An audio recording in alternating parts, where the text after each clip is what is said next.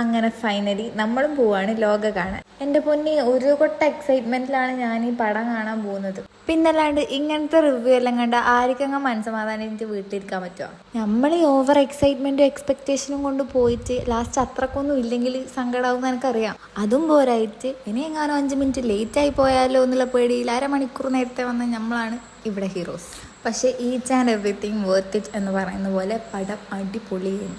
വേറെ ലെവൽ എന്ന് പറഞ്ഞാൽ വേറെ ലെവൽ. ഒരു മലയാളം പടം തന്നെയാണോ കണ്ടുകൊണ്ടിരിക്കുന്നതെന്ന് ഓരോ മിനിറ്റിലും നമുക്ക് തോന്നും.